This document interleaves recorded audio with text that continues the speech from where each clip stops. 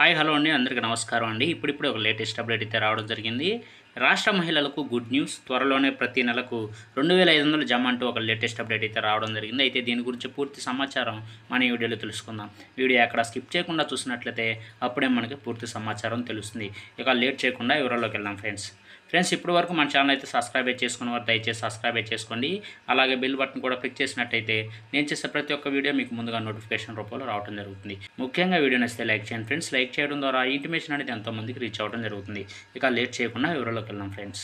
మహిళలకు ప్రతి నెల 2500 సాయం అందించే పథకాన్ని త్వరలో ప్రారంభిస్తామని మంత్రి సీతక్క వెల్లడించారు. ఇల్లు లేని వారికి ఇంటి స్థలం మరియు 5 లక్షలు అందించే పథకాన్ని కూడా త్వరలోనే అమలు చేస్తామని చెప్పారు. తమ ప్రభుత్వం అధికారంలోకి వచ్చినప్పటి నుంచి మహిళలకు బస్సుల్లో ఫ్రీ జర్నీ మరియు 500కే గ్యాస్ సిలిండర్లు మరియు గృహలక్ష్మి స్కీమ్లో భాగంగా 200 యూనిట్ల వరకు ఫ్రీ కరెంట్ ఇస్తామని చెప్పారు.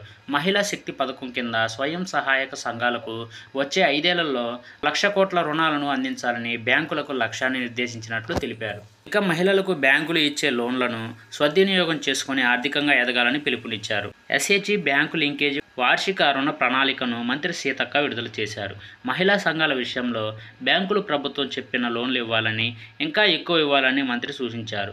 మహిళల అభివృద్ధికి తమ ప్రభుత్వం ఎంతో ప్రాధాన్యత ఇస్తుందని మంత్రి సీతక్క తెలిపారు. మహిళా సంఘాల ఆధ్వర్యంలో మహిళా శక్తి క్యాంటీన్లను ఏర్పాటు చేయాలని నిర్ణయించామని, త్వరలో సెక్రటరియట్ మరియు కలెక్టరేట్లు, అన్ని ప్రధాన కార్యాలయాలు, పర్యాటక ప్రాంతాలు మరియు దేవాలయాలు మరియు బస్టాండ్లు, ఇండస్ట్రియల్ ఏరియాలో దశల వారీగా వీటిని ఏర్పాటు చేయనున్నామని చెప్పారు.